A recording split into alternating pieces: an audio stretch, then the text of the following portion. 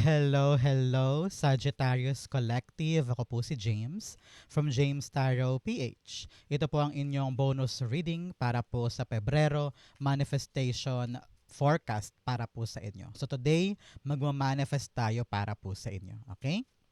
So upo na, pakinggan nyo po ang inyong reading for today. Let's begin. Inhale and exhale. Holy Spirit, Spirit Guides, ibigay natin kay Sagittarius ang mga mensaheng dapat nilang malaman para sa buwan na ito.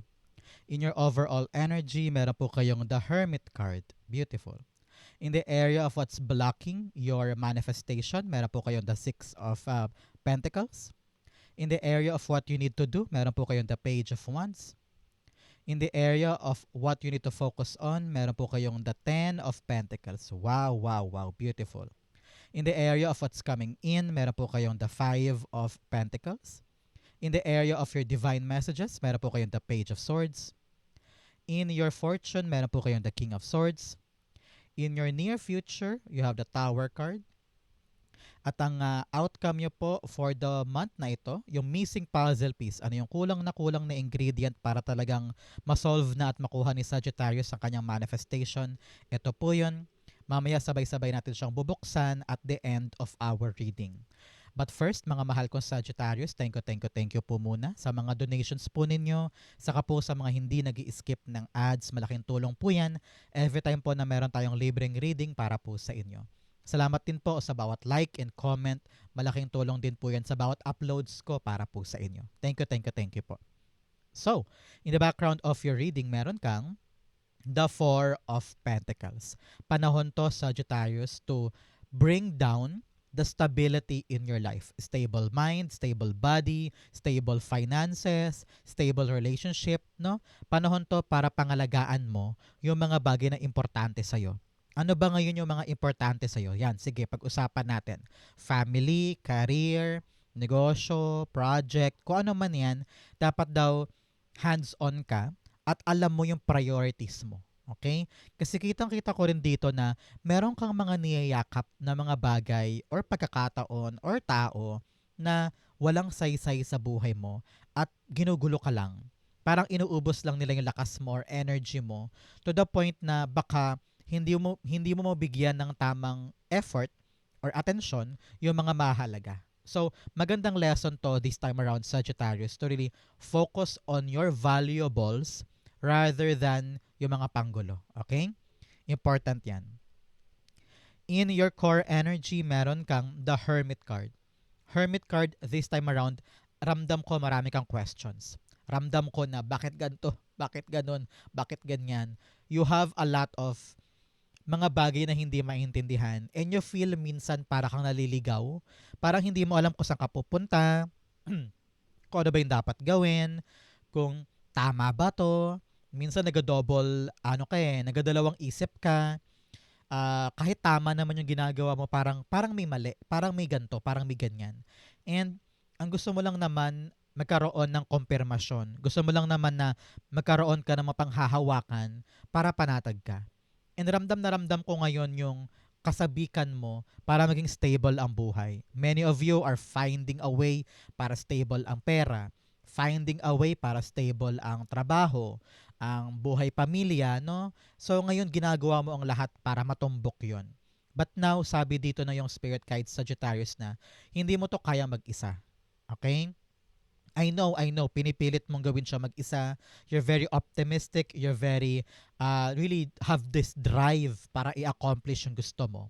Pero ngayon sabi dito, kung kailangan na ng tulong ng iba, baka pwede mo nang silang hingian ng tulong. Halimbawa, family member, kapatid, anak, o kaibigan, para mas lumawak yung pangunawa mo sa isang bagay at mas makita mo yung sagot.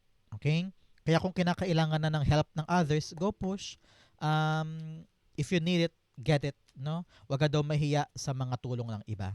Maaring yan pala yung paraan para gumaan ang mga daladalahin mo at magkaroon ng kaliwanagan sa pupuntahan.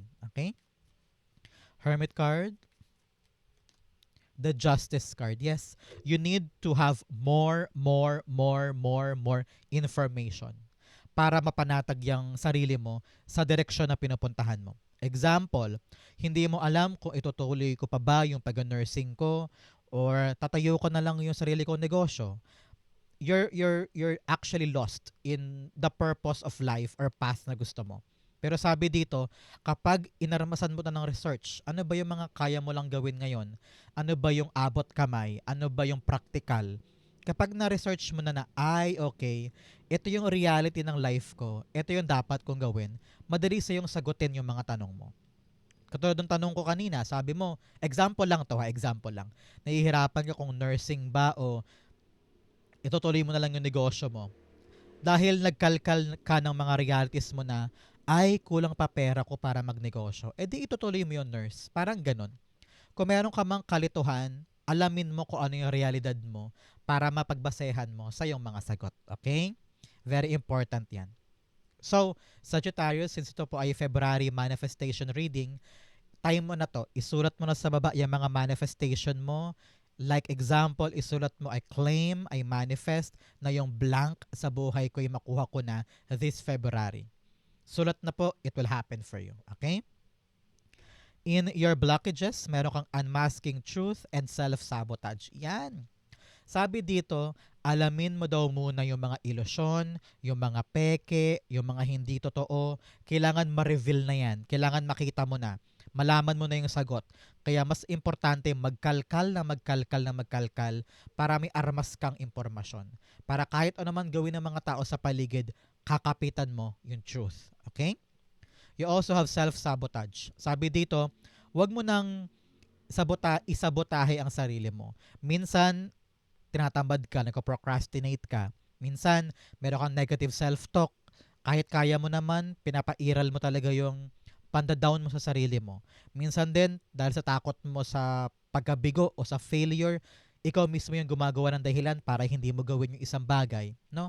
So, wag mo isabotahe ang sarili mo. Kailangan ngayon maging matapang ka, malakas ka para maharap mo yung potential mo. Okay? In your blocking, you have the Six of Pentacles. Sabi dito, nagbibigay ka sa maling bagay. Sagittarius. Example, may pera ka ngayon, nagbibigay ka sa kapatid, sa magulang, sa anak, sa kaibigan, sa lover, tapos wala kang pansarili. So, panahon na para i-revisit kung kanino ko lang ba dapat ibigay para hindi ako ubos. Example din, sa work, ikaw yung bigay ng time sa bawat katrabaho mo. Pero pag ikaw naman ang naghahangad ng time, wala sila. So, dapat piliin mo na, kanino ko dapat ibigay ang effort ko na alam kong pag ako naman ang ngailangan, I have them pabalik sa akin. No? So, parang sabi dito, maglaan ka sa mga bagay na alam mong kapaki-pakinabang at yung mga hindi, bitawan. Example din, marami ka ng trabaho, meron kang work, meron kang negosyo, meron kang pamilya, may lover ka pa. Tapos, ikaw pa'y nasayaw pa sa disco or bar every weekend. Napakaluma ng disco, bar every weekend. So, dahil pagod na pagod ka na every weekend sa bar, baka pwedeng tanggalin mo na muna yon para makapag-focus ka sa mahalaga. Parang ganon. So, you need to really nakatawa ko sa disco. Sabi ko disco. My God, ang tanda-tanda ko na. Okay, sabi dito, ilaan mo talaga sa alam mong karapat-dapat para hindi ka rin magsisi sa huli. Okay? So, kung importante ngayon ang aralin yung bagay, aralin mo. No? Make time for what's important, kumbaga. Okay? Clarify natin siya. So Sagittarius, saan po kayo nanonood ng ating reading for today? Comment down below. Taga saan po kayo? Six of Pentacles, you have the Death card. Yes, talagang end, putol, baguhin na, mag-transform na. Hindi na kasi gumagana yung dati. Na parang feeling mo na isahan ka lang or inuutakan ka lang, inuuto ka lang, o parang feeling mo minamanipulate ka lang. Panahon na para kunin mo yung power mo pabalik at wag na wag ka nang papayag na lapastanganin ka or isahan ka nang dahil lang sa very, very generous ka. Time na for you to transform kung ano man to. Halimbawa, ikaw yung uri ng friend na nagpapahiram lagi kahit na hindi naman nagbabayad. Pero ngayon babalik na naman, mangungutang na naman. Pero pag kailangan mo siya, wala siya. So panahon na para putulin yun, baguhin yun na parang, uy friend, sorry. itong perang to para sa pamilya ko to. Hindi na kita pwedeng pahiramin ngayon kasi hindi ka naman nagbabayad. So parang mali na yung sistema kumbaga. So kailangan i-revisit mo yung unfair treatment or give and take. Okay? In the area of what you need to do, meron po kayong the page of wands. Meron ka daw yayakapin na bagong bagay. Maaring a new friend o a new kakilala or a new job, a new opportunity na parang gusto mong itry. Sabi mo, kailangan ko maging stable ngayon para sa pera ko. Kailangan ko maging stable ngayon para sa kinabukasan namin. O kaya nag-iisip ka ngayon na I want a stable job. I want a stable income. Kaya ngayon ready ka dapat na yakapin yung mga bagong pagkakataon. Maaring mag-a-apply ka for a new job, pupunta ka doon para mag-inquire, mga ganyan. Ready ka ngayon to take on a new adventure. Kaya payo sa'yo ngayon, Sagittarius, na maging ano ka lang, maging go-getter ka lang. Parang explorer, adventurous, time na para sa'yo mag-experiment, mga ganyan. Para makita mo kung ano yung swak para sa'yo. Okay? Clarify natin. The page of wands being clarified by the world card. Yes, time na for you to explore the world. To try new things na hindi mo pa nagagawa. To see for yourself na akala ko hanggang dito lang ako pero ay, pwede pa pala ako doon. Ay, pwede pa pala ako dyan. Ngayon, para makapag-explore ka at makapag-try ka ng bago, meron kang kailangang bitawan. Kasi parang punong-puno na yung kamay mo eh. Punong-puno ka na ng mga pinapangalagaan mo eh. So kapag na-realize mo kung ano yung mga mali na dapat nang bitawan, yun, nakapagbitaw ka na, 'di ba? So may papasok na bago sa kamay mo. Ito yung bago na yun. So may inaalis si God because He wants you to have something new, something better, something bigger, something worth it. Okay? So wag mo nang panghinayangan pa yung mga dapat mong putulin na unfair treatment or unfair people or unfair endeavor. Kasi may kapalit na bago. At yung bagong yun, kung talagang natuto ka dito, mas maganda siya. Okay? So, nakita ko rin dito na huwag kang mailang na kumilos. Masyado kang guarded, masyado kang tight yung pagkakahawak mo sa mga iniingatan mo to the point na hindi ka na gumagalaw. At kapag hindi ka na gumagalaw, hindi ka nag-grow eh. Takot ka masyadong sumubok, takot kang gumalaw kasi sabi mo, baka mag-fail, baka matalo, baka lumala, baka mahirapan. Pero kakakip mong ganyan, napapagod ka eh, na parang hanggang dito lang ba ako, forever ba ako dito. Naghahangad yung energy mo ng something better, something more. Kaya, don't be afraid to get out of your shell and explore or experiment on this new opportunity. Okay? In the area of what you need to focus on, meron po kayong 10 of Pentacles. Panahon daw to, Sagittarius, to really focus on family. Focus on long-term gains. Halimbawa, yung negosyo nyo na konti na lang ang nag-aasikaso, baka kailangan mo ng pagtuunan ng pansin. Maging hands-on ka, kumbaga. O kaya panahon na to for some Sagittarius oldies po dyan na nanonood sa atin. Baka time na talaga to para sa iyo na isipin na yung retirement, yung sarili mong bahay, lupa, ganyan, to make sure na kapag nag-retire ka, meron kang permanenteng bahay or relax ka na in your retirement years, di ba?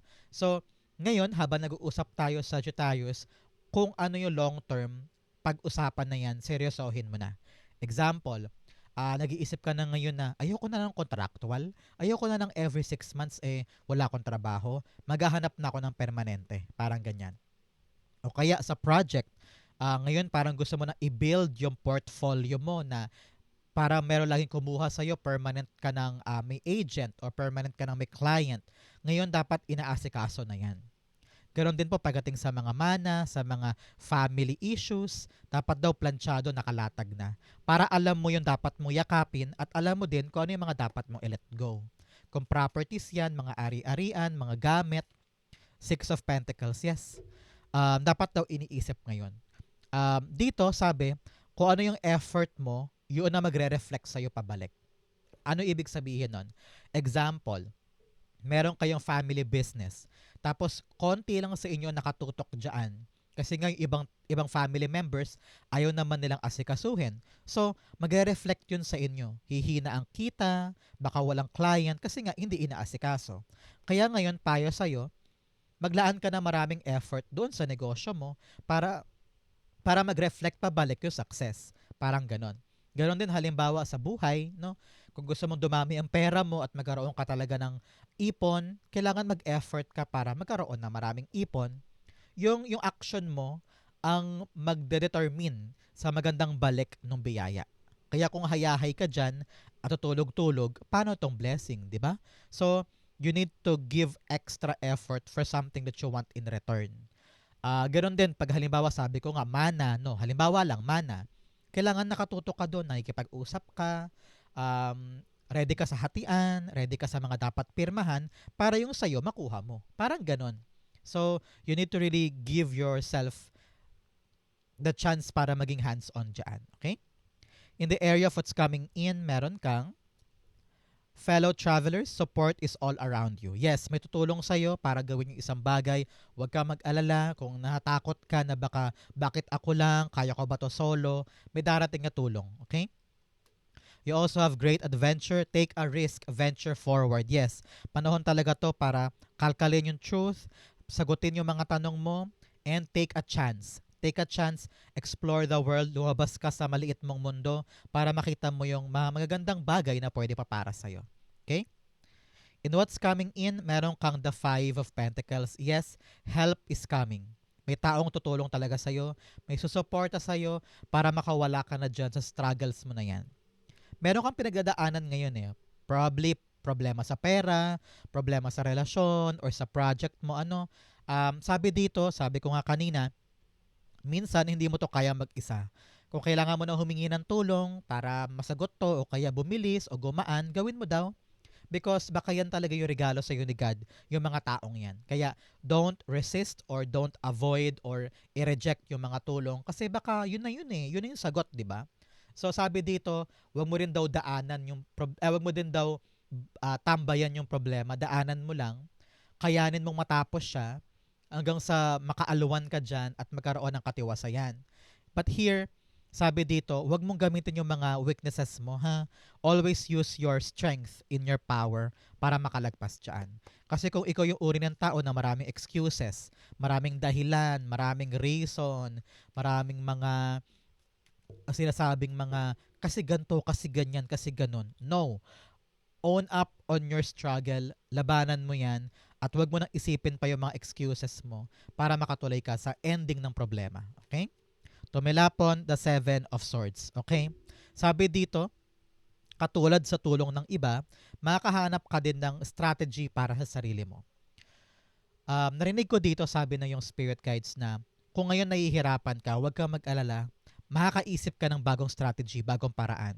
Maaring sa payo ng ibang tao na parang sabihin nila, uy, Sagittarius, ganito gawin mo. Na parang, ay, oo nga no, hindi ko narinig, hindi ko pa alam yan. Ngayon ko lang nalaman, pwede nga yan, pwede nga yan. So, with the guidance and support of other people, makakabuo ka ng bagong strategy na gagana para sa'yo. Okay? Parang ganon. So, i-claim mo to kung may problema ka ngayon at gusto mong makalaya dyan. Claim this, it will be good for you. In your divine messages, meron kang confidence is your key to success. Basta confident ka lang daw sa bagong strategy na to, sa bagong paraan. Huwag mong katakutan, huwag kang umatras.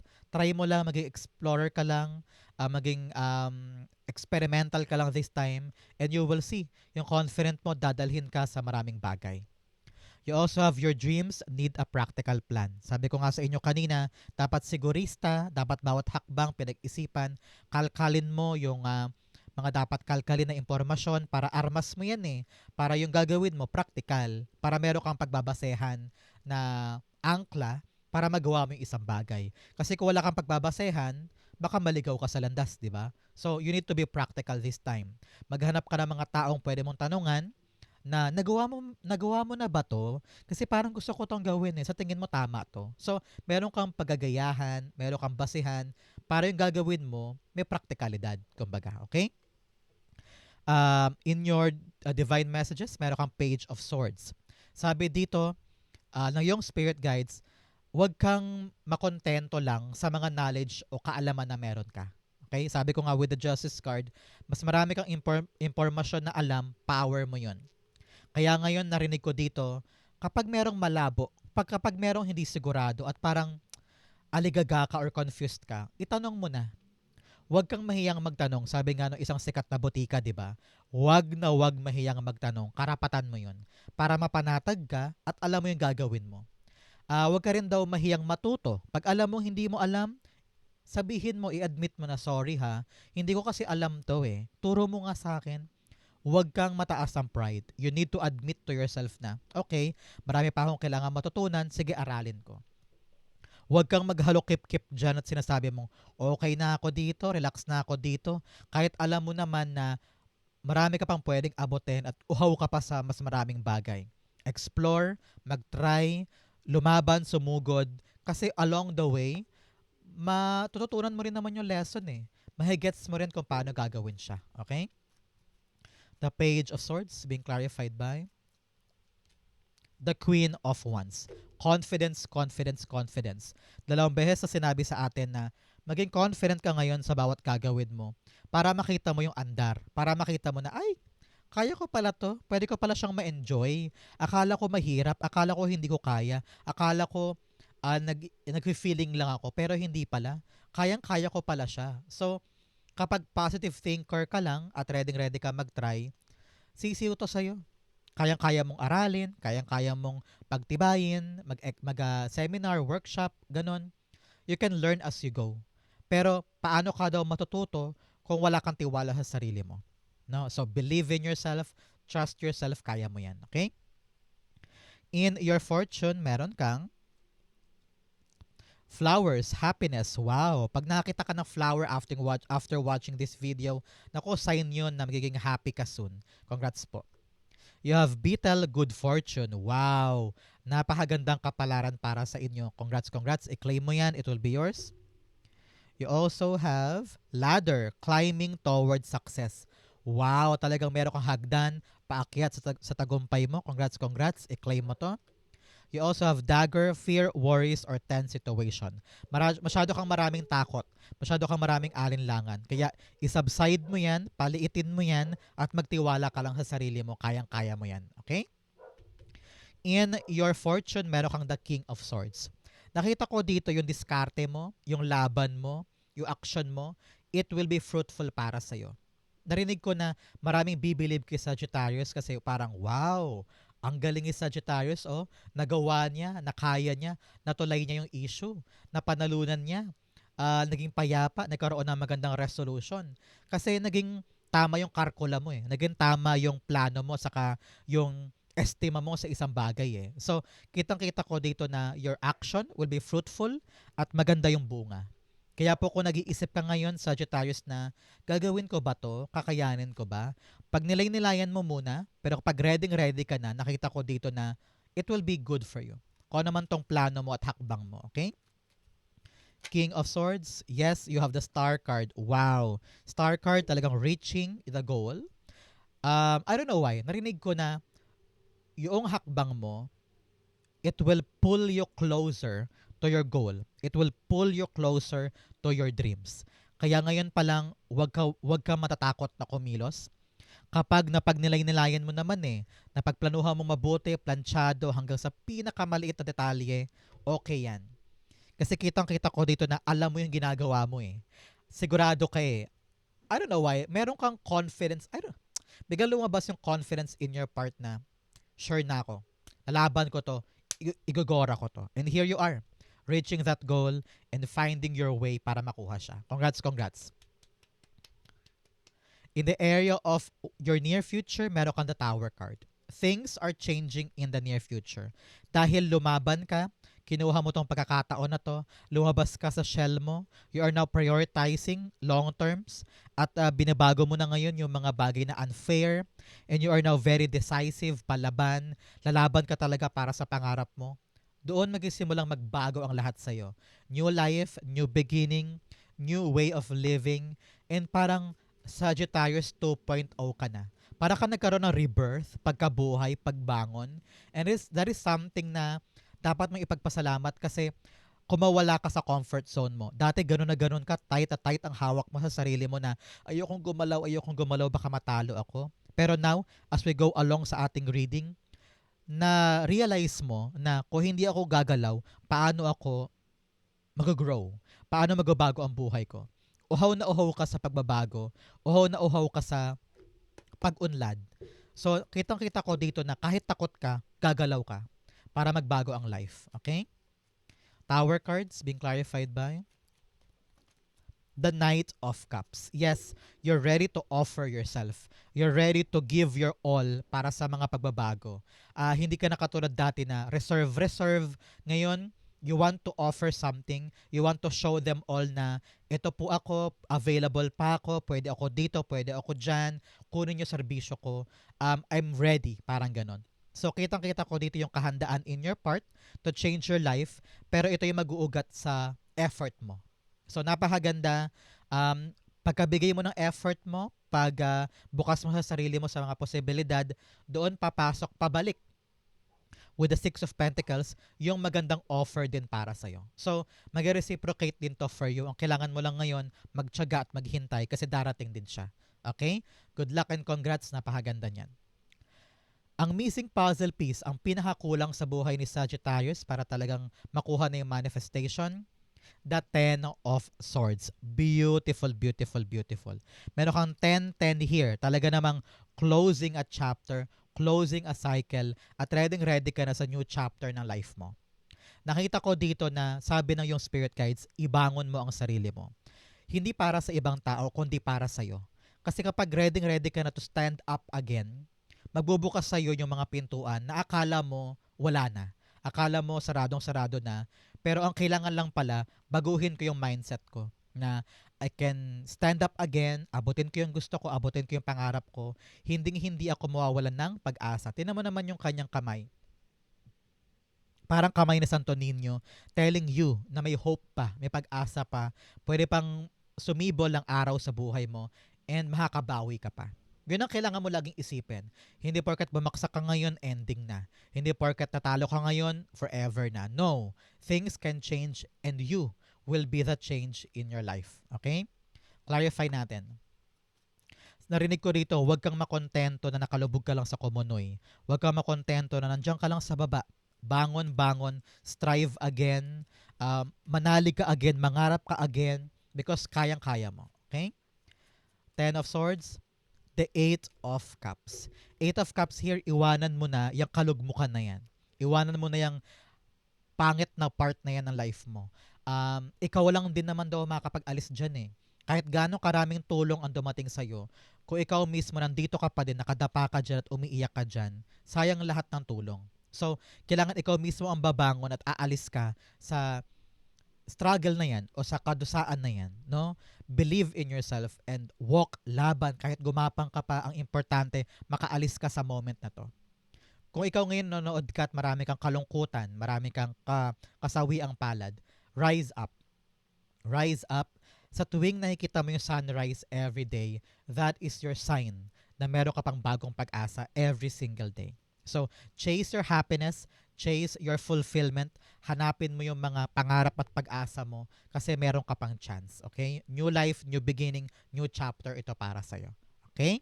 So, Sagittarius, manifestation dusts po para sa inyong lahat. After watching this video, ma-manifest mo na yung gusto mo. Claim it, claim it, claim it. Saan po kayo nakaresonate? Comment down below. Babasahin ko po yan. Thank you, Holy Spirit, Spirit Guides, for the clarity and messages na dapat malaman ng mga mahal ko Sagittarius. Thank you po for watching hanggang dulo. I love you. This has been James for James Tarot PH. God bless everybody.